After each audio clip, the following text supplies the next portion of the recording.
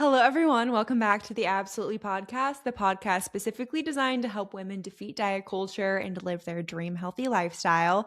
Today's episode, I am going to be talking about how to master maintenance because so many women lose the body fat just to gain it back. And the reason for that is that they have not mastered how to maintain a weight loss. And so, if you're someone that fluctuates up and down, or you look at girls online and you're like, how are you maintaining your physique and eating that way and not constantly being in a diet or doing all these crazy workouts?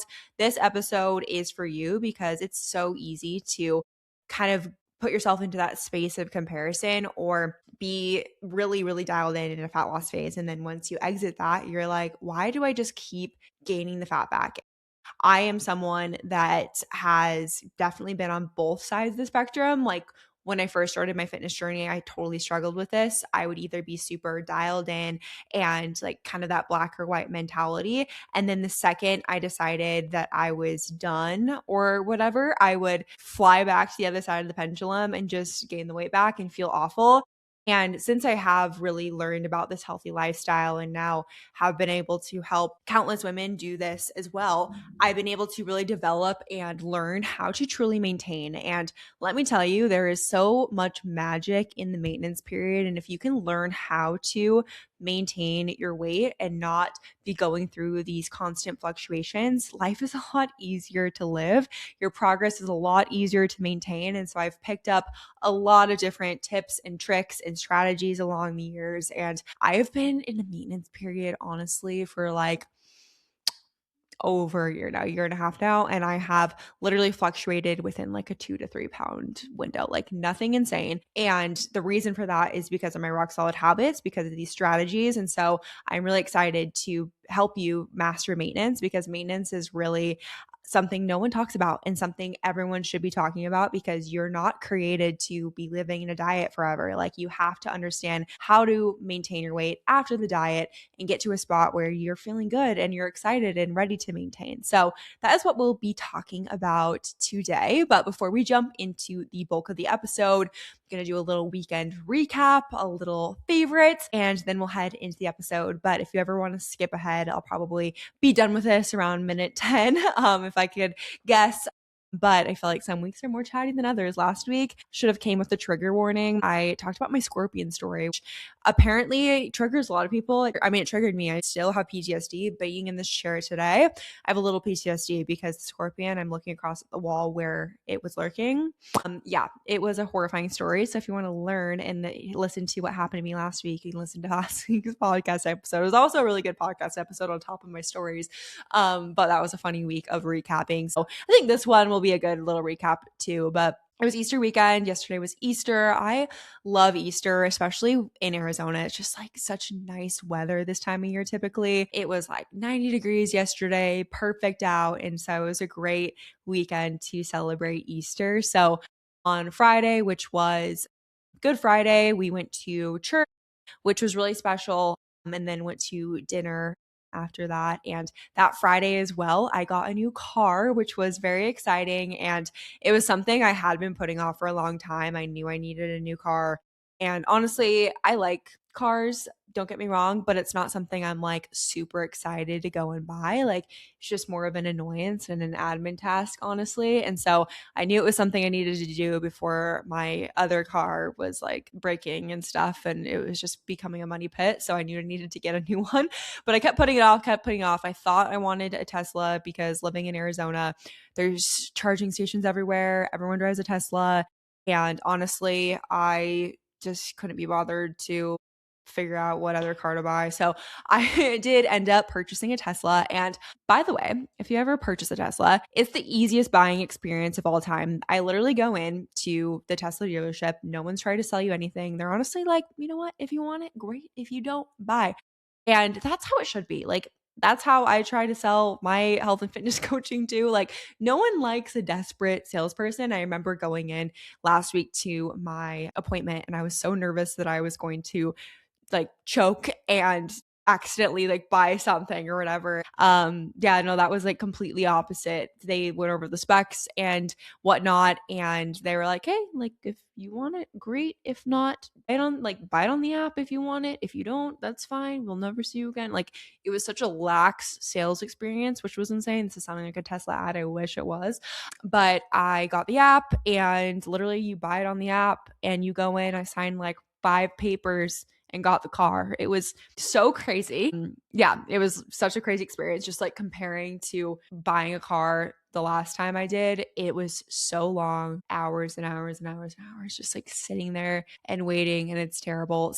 I mean, I love being in 2026 with this, but yeah, I'm excited about it. It is a really fun car, I do have to say. I mean, it's really fast. I got black with a white interior. It's really cute.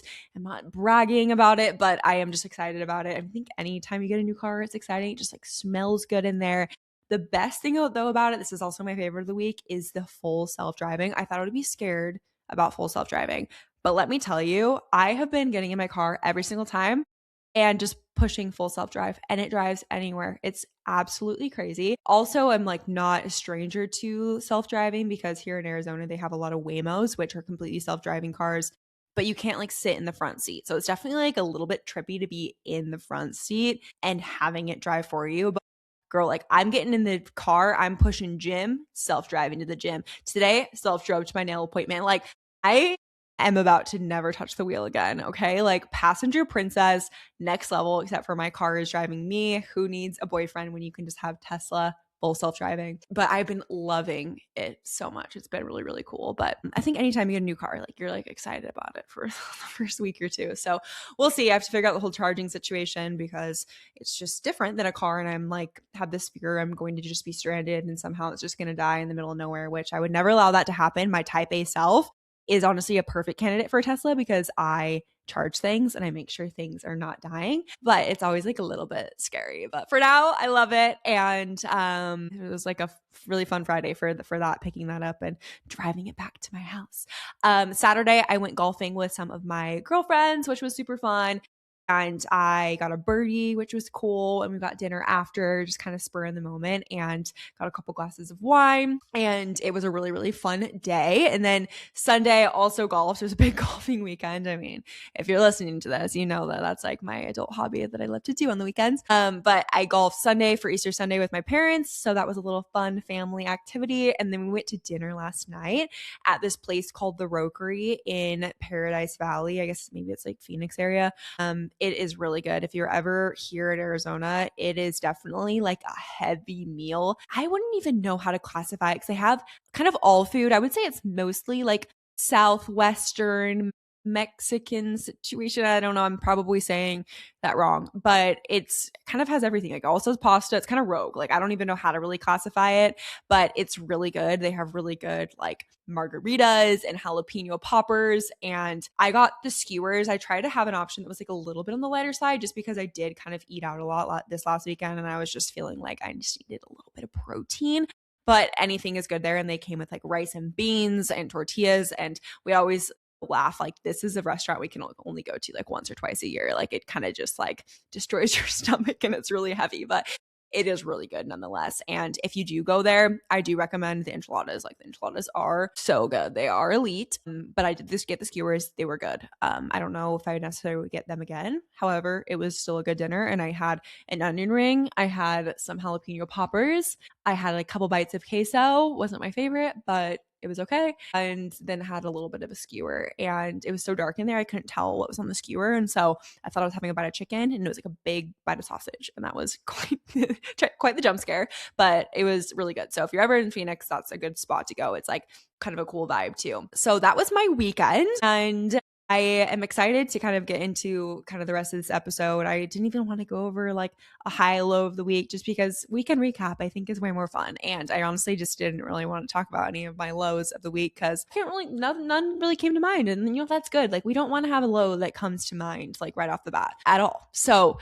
let's get into this episode and let's talk about what maintenance actually is, how to master maintenance, and all of kind of like what I do at maintenance and how that looks different from being in a deficit. But at the end of the day, I find on social media, I find in general that a lot of people talk about fat loss, but they do not talk about what to do after fat loss. Like, what happens? You lose the weight, you feel so good, and then you immediately gain it back. And then you lose it, and then you go through that cycle over and over and over again.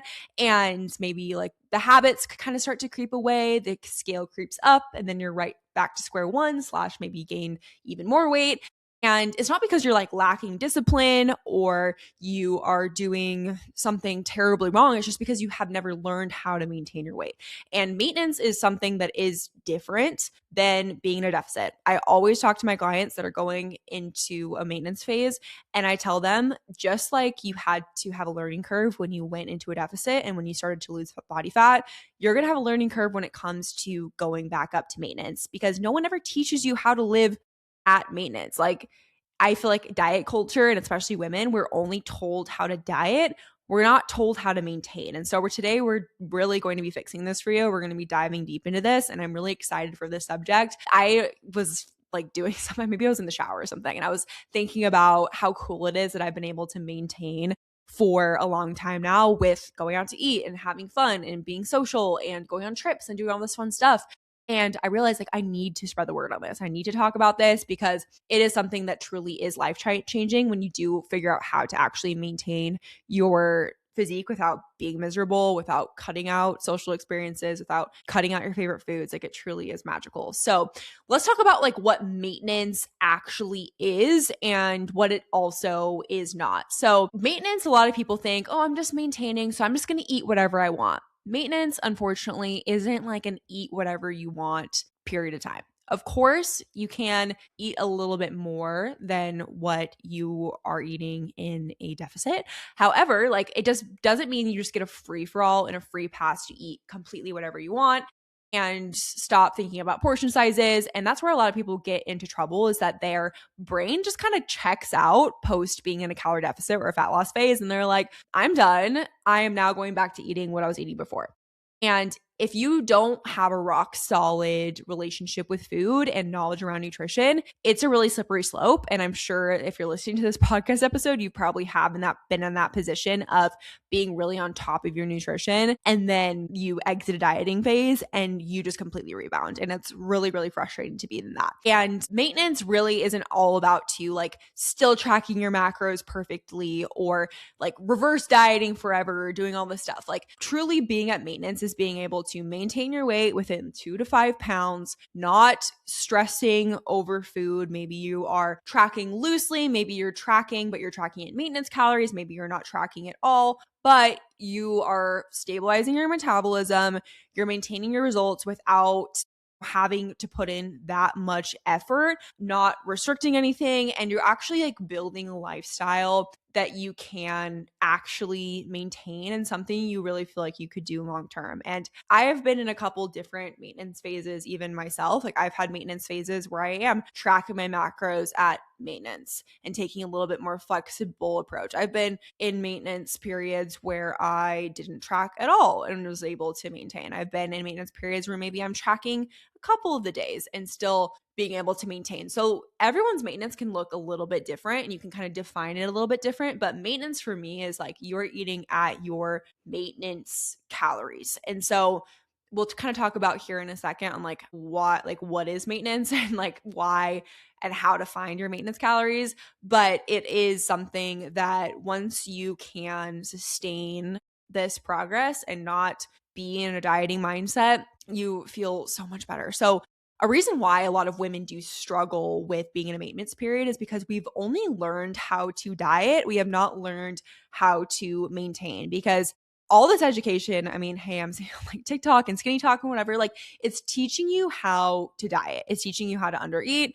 It's teaching you to cut calories. It's teaching you to not have carbs or not have fats. And like all of that is contributing to learning how to diet. It's not teaching you to learning how to maintain. And where a lot of people go wrong is that they get stuck at this dieting calories and they are just perpetually in these calories forever, and they're not able to maintain their weight without gaining weight, and not able to slowly up their calories without gaining body fat. And the reason for that is called metabolic adaptation. So basically, when you are at a certain amount of calories for a long time, your metabolism adapts. And so if you're, for instance, eating 1,700 calories and losing body fat for a long period of time, eventually that 1,700 will become your new maintenance calories. And that's where a lot of people go wrong, is they think, well, my maintenance calories are 1,700. And yes, like your metabolism has now down regulated to 1,700, but just like it can down regulate, it can also up regulate. So how to undo some of that metabolic harm, quote unquote, but a lot of people aren't educated on this. So it's kind of like a secret strategy, is to do a reverse diet. So after you're done with the dieting phase, what everyone should do is slowly reverse diet, slowly increase their calories. That way you can actually maintain your progress without putting that body fat that you worked so hard to lose back on. And so that's my fear as well with like GLP-1s and people that are losing weight really quickly, is that their metabolisms are adapting quite quickly. And if you don't have the proper exit strategy metabolically, you'll be stuck at low calorie for a long time, or you're going to be eating normal calories and putting body fat back on. So obviously not the most ideal spot to be in. But if you do diet the right way, and if you do exit the dieting phase the right way, you will be able to lose weight and keep it off and not feel miserable and be able to eat higher calorie. So basically, that is kind of like what maintenance and how the reverse diet plays a role in that. But I think a lot of women also struggle with maintenance is because they are really all or nothing mentality hardwired, and they're thinking, okay, I either need to be all in, really healthy, clean eating, or I'm like completely all out. Like that's definitely where a lot of the mindsets come into play, and why a lot of people do gain the weight back is because they're either all in or all out. And they're also scared of gaining weight. So they're like, I'd rather just stay in deficit calories for way too long. Their metabolism down regulates. They put themselves into a really bad spot metabolically. And then of course it's hard to crawl yourself out of, and it just slowly gets worse and worse. That's where I was at when I first started with my first coach 7-8 years ago now. My metabolism was shot. I was eating 1,200 calories for so long that my body was like, girl, we're slowing down to 1,200. And as a 5'9" girly, that is not a fun spot to be in. So slowly had a reverse diet, slowly got my maintenance back to what a healthy maintenance is for a girl my spec. So around 2,200, 2,300 calories, and was able to maintain that. And it was magical. It was beautiful. It was the reason why I literally created my entire metabolic makeover program, because it changed my life. But it is something that a lot of people are uneducated on, and they don't know that that's a thing that you need to be doing.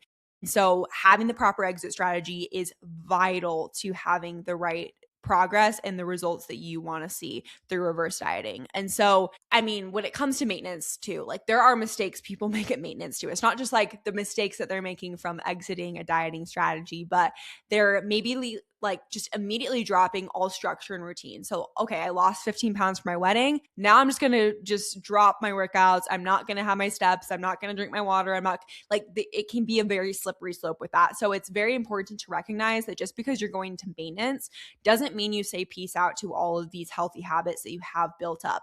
That's what I really teach in my program as well, is creating a rock solid routine that even when you are going through a hard time in life, or you are transitioning from a dieting phase to now a maintenance phase, like you have these rock solid habits, because at the end of the day, like you are going to have some sort of core foundation when it comes to healthy habits to be able to maintain your weight. And that shouldn't be rocket science. Like you probably should be nodding your head to that. But a lot of people do think that maintenance should be very unstructured. And like that also isn't really the case. Like you still are going to have some structure with maintenance, not as much, not as diligent, but some. And then another mistake a lot of people make is that like under eating, then overeating cycle. So if you have a poor relationship with food in the dieting phase, and maybe you're doing it out of a space of spite and you're very toxic with your eating patterns, like that also is going to translate into your maintenance period. So I think that solving your eating issues at maintenance is really important, rather than trying to solve them while being in a calorie deficit. Another mistake is that you're just stopping eating enough protein, you're stopping eating healthy foods in general. Just because you have more calories at maintenance doesn't mean that you eat like crap and you fill it with a bunch of just processed foods. My clients, they go through reverse diet. You probably heard this advice before, but just because you get more calories doesn't mean you fill that with alcohol and chocolate and sugar and whatever. It can be very tempting to do that. And don't let me get me wrong. I've done that before with myself, and it doesn't feel very good to do that yourself. But if you are slowly upping your calories and you're filling it with nutrient dense whole foods, your body is going to respond really good to it. And you want to make sure that those calories are allocated to healthy things. And not 100% of the time. 80-20 method is what I teach. So 80% of your foods should be whole nutrient dense foods, but 20% can be fun foods and can be a drink from time to time and going out to eat and stuff.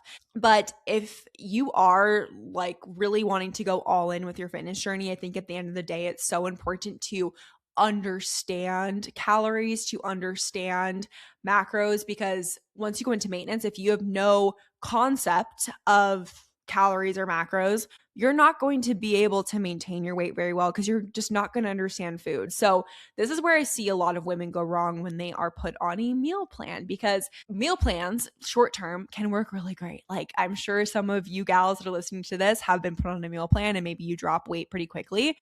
But after that, you have no idea what to eat. You're like, well, how do I maintain this? And I remember back in the day, I was on a meal plan and I remember eating just like the weirdest things, like Wassa crackers and just traumatizing things, ground beef and ground turkey and so much stuff that like I don't even enjoy eating. And so when I stopped eating that way, I had no concept or clue of how to maintain because I learned nothing about that. Like I learned nothing from eating a meal plan. I simply just learned how to follow a meal plan.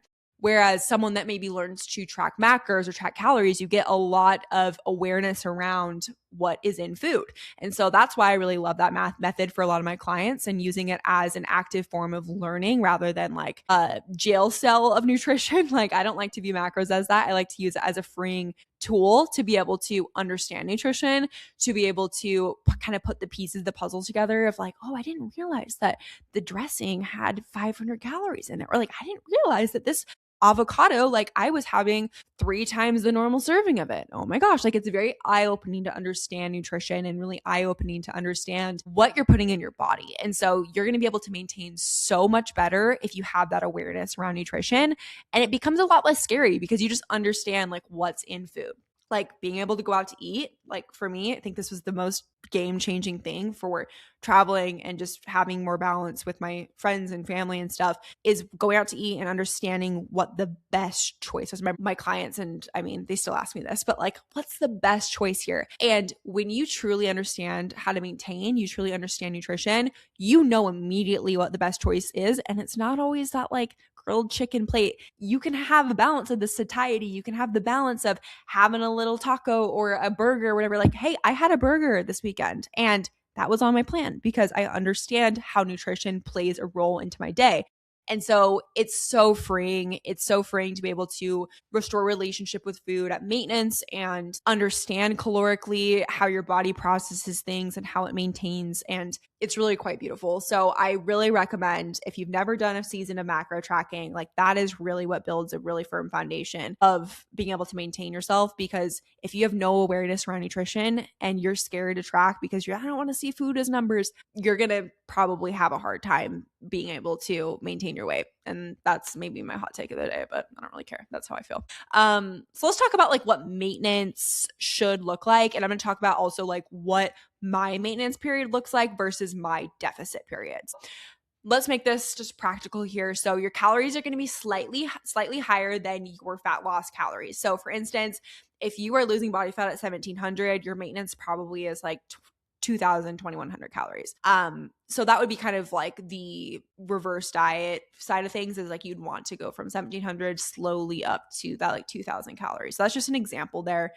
For me, I maintain it around like 2200 calories. Anything under that, I will lose weight. So my calories, I'll usually start out with like maybe like 2000 or 1900. I don't like to go super low right off the bat, but like just kind of like a 300 calorie deficit is kind of like what the difference is there. Priority is still on like protein, having nutrient dense foods, 80-20 flexibility. Like I'm still doing those things in obviously a cut, but in maintenance, I'm doing that even more so and really allowing myself that flexibility there. Still training consistently. You want to make sure you're still doing your regular workouts, not just like ending a dieting phase and then not working out. Like that's not going to work out very well for you. And then also realizing that like even in maintenance phase, body weight fluctuations are normal. 2 to 5 pounds up and down is a very normal amount to fluctuate up and down. Don't feel like if the scale's up a tiny bit, like you're immediately panicking and like putting on body fat. Like you're probably not. Probably just is part of that normal fluctuation there and not something to be spiraling off of. So I like to use the app Happy Scale. That's one thing that I incorporate into my tracking as far as the weigh-ins go. But I like weighing in, especially at maintenance, because I can kind of get an idea of like, okay, am I truly eating at maintenance? Or is this something that maybe I need to decrease my calories a little bit?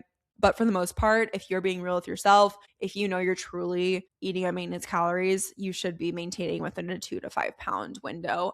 Just because hormonal fluctuations, of course, like potentially if you like didn't go to the bathroom for a couple days, or if you're dehydrated, or if you didn't sleep that good, obviously can cause some fluctuations upward, but nothing to fear or like be scared of. For instance, last week, like my scale went up to like 151 2, and that's like not normal for me. So I was wondering like, oh, what's going on?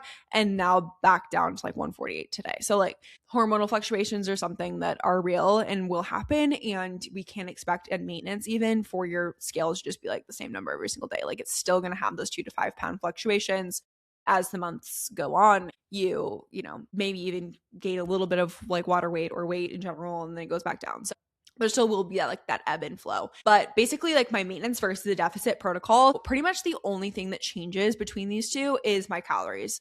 I basically, like I kind of gave that example before, maintain at 2,200 calories. If I'm in a deficit, I'm probably eating around like 1,900, lowest 1,800 calories. And then I'm reverse dieting after I'm done. So that is kind of calorically what my maintenance versus my deficit looks like. The next thing is activity level. So that's the other lever that can change when it comes to being in maintenance versus deficit. Is if you increase your activity, of course, that will increase your deficit calories. And so I personally don't really take a ton from my activity level. Like I'd rather just do my food and be done with that.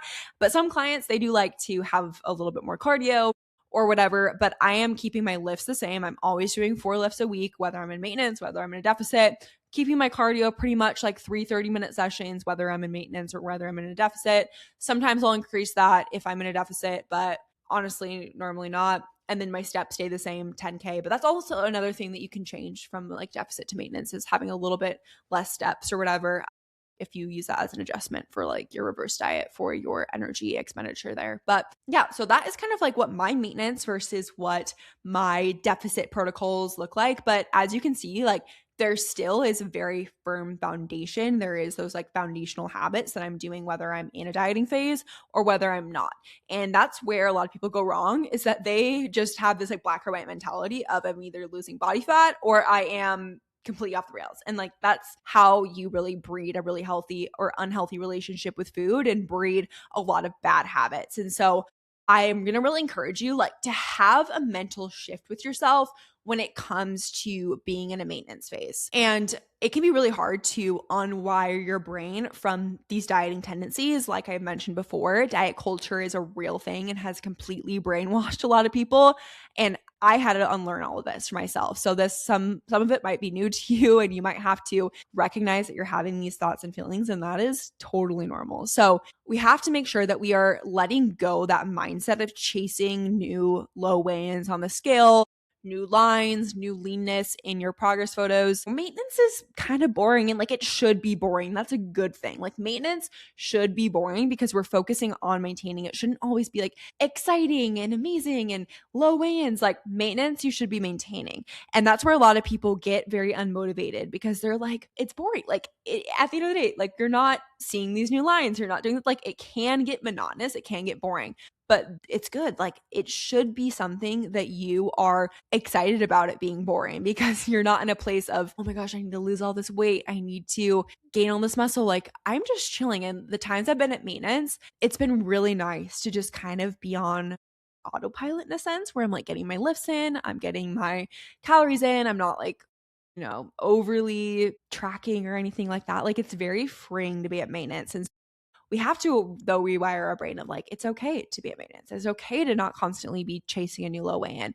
And we almost have to like rewire our brains to think that way. And we have to just start chasing like consistency, stability. Like that's good. And a lot of women have just never even been in a maintenance period or even like heard the term maintenance. And so we can't fault ourselves for not knowing how to maintain or knowing the implications of being in a maintenance period. It takes time, it takes stability, and it takes really rewiring your habits and emotions when it comes to like the scale and fluctuations. Like we have to be okay with small fluctuations. We have to be okay with knowing like 2 to 5 pounds up and down is totally fine. And that's why working with someone through a maintenance period is so helpful. I would say like maintenance can sometimes be the hardest period for women. I will say, like, of course, fat loss is hard because you have to be disciplined, you have to be tracking your stuff, you have to be hitting the calories and making sure we have that energy expenditure kind of going out and less food coming in. But maintenance is mentally hard because we're not chasing a new low. We're doing a goal that maybe we've never thought about, or it's just not as motivating because you're not like hopping on the scale every day, like excited to see a new number. But it's a beautiful phase, and it's something you have to know is part of living a long-term healthy lifestyle. And like our bodies aren't and haven't been created to be in a diet forever. It's something that has been normalized in society that like we need to be dieting constantly, and our body is not meant to be dieting. Like especially as women, we should be eating at maintenance the majority of the year, and tying ourselves to dieting or how much weight we're losing or new low weigh-ins or whatever, like that is going to be very detrimental if we're doing that consistently day in and day out. Now, for a period of time, it's okay. It's okay to be in a deficit. It's okay to want to lose some body fat. It's okay to want to like tone up and feel a little bit more lean for summer. Like I'm not demonizing that. But when we're doing that for years on end, sometimes decades on end, I've talked to women that have done it for decades. And that's really hard to undo. That's really hard to rewire. And so rewiring the brain around like being safe and feeling good at maintenance is so important. And so I recommend being at maintenance at least for as long as you're in the deficit. Please, like, don't go immediately back into a deficit. Stay at maintenance for 3+ months. I literally won't even take a client into a deficit phase again until they've been at maintenance for at least 3 months. And that is with the reverse diet. Because if you don't do this, your hormones will be impacted, your metabolism will continue to be like, help me. And you need to be able to have that hormonal rebalance in order to see good results. Also, just feel good, have a positive relationship with food, not be hating your life. And if you can strategically build your year around as well, like being in maintenance versus not, and have those conversations with either a coach or yourself, I think it's really important. For me and my clients, I will have conversations with them periodically throughout the year of like, okay, so I know that you maybe want to go into a fat loss phase eventually. What does your year look like? Because we don't want to go into a fat loss phase necessarily if you have like 3 weddings back to back, you have traveling in between, like that's probably going to be a hard time to be in a fat loss phase. Whereas if you can kind of strategically plan a maintenance phase in a busy season of traveling or a busy season of work or stress or moving or having a lot of stuff going on, like that's ideal. Like let's have these different phases coincide with what is convenient for your life. And of course, like healthy lifestyles and fat loss and whatever, it's like, it's never going to be convenient. It's never going to be something that you're like, this is so easy and I don't have to put in any effort. It's going to be effort no matter what you do. That's why America is unhealthy, is because it still is effort at the end of the day. But if we can strategically implement these maintenance phases in different parts of the year, I mean, the goal is to lose the fat and keep it off for good and never have to go into another cut, right? But sometimes it's fun. Like I will say, like as a fitness coach, even myself, like I do a little cut, maybe like once every couple years, like a little something, just because it's fun to do. But I'm maintaining for the most part. And when I'm doing a cut, I'm losing like 5 pounds. Like I'm not doing anything crazy because I don't necessarily need to. But of course, everyone is in a different position. Everyone has different health goals. Everyone has different body composition goals. And so keeping that though in mind, and keeping that in mind of like how your year is, like I tend to see most of my clients go into a deficit, like either right after summer into the holidays / like ending before the holidays, or kind of January 1st. I mean, that's like a typical time to do a health and fitness goal too. But it's nice because a lot of people aren't doing as much stuff. Maybe they're at home. Most of my clients don't want to do a diet during the summer just because they have stuff going on. They have traveling, they have weddings, they have whatever. So if you can live at maintenance most of the year and strategically do your calorie deficits, I would say that's like where you're building your real lifestyle and where you're actually able to like maintain and your hormones can restabilize and stuff. For me, I personally like to do a calorie deficit in the summer because I live in Arizona. We're not doing, it's kind of like the winter here because you don't want to go out of the house during the summer because it's so hot. So everyone's a little bit different. And that's where it comes into place of having the right person to give you advice, actually being able to look at yourself and know where your faults are and where you are good in certain areas and where you're bad in certain areas and where you're not able to maybe maintain as good and where you are maybe able to maintain better. There are some signs too that you have actually mastered maintenance. And like I said, I totally recommend, even if you're at maintenance, working with a coach is really important. A lot of people hear maintenance and they're like, why would I work with a coach if I'm at maintenance? But it's hard sometimes. It's hard to kind of get over that mental curve of not being motivated by those low weigh-ins and stuff. But here's some signs that you actually have mastered maintenance. And these are kind of like what I look for in my clients. It's if your weight is staying within 2 to 5 pounds, if you're consistently just like, I'm looking at your graph and you're maintaining very closely within that 2 to 5 pounds, that's like a very green flag for me that you have understood nutrition. You understand how do you go out and have fun and go on vacations and whatever and still maintain and not like come back 10 pounds up or something crazy. Another thing is like you can go out to eat, not with anxiety. If you're still anxious when you go out to eat, that's something that you probably haven't understood, like how to master maintenance and understood nutrition fully. So that's something to just kind of keep note of. Another thing is you're not constantly starting over, black or white, all or nothing, like after the weekend feeling like, oh my gosh, I need to hop on a diet. Like that would be a sign you're not probably mastering maintenance yet. And that's okay. Like we can work on that. And that's something like you can reverse and still improve on. And then lastly, your habits are just feeling automatic. Like you're in maintenance mode. You're chilling. It shouldn't feel this like roller coaster exciting up and down. Like that's how I feel right now. I'm like repeating my meals, repeating my workouts, getting my steps in, doing all these things, and it doesn't feel this roller coaster all the time. And it's good. It's fun. It's nice to be in a lazy river sometimes with your health and fitness. Like that's okay to be on autonomous mode. Bring it full circle, full self-driving. I feel like I'm in full self-driving with maintenance. That's how you should feel too. But that's kind of all I have for today. I really hope this was informational and insightful for you. I really enjoyed recording this podcast because maintenance is something that really has changed my life for the better and been something that has changed so many of the women's lives that I've worked with as well. And so I really hope you took something away from it. I do have a couple of spots left in my coaching program. I am trying to keep my roster quite small just because I don't have a lot of turnover right now, which is great, but want to make sure I'm not kind of overextending myself either with my client work. So I like to work with everyone very, very in depth. But I have a couple of spots. I know we're 75 days out from summer, so we're getting there. We're almost to summer. And I would love to help you out if you do need some more help with either maintenance period or calorie deficit or reverse dieting or whatever your goals desire. So that's all I have for you today. Hopefully you all have an amazing day and I will see you all next week. Bye.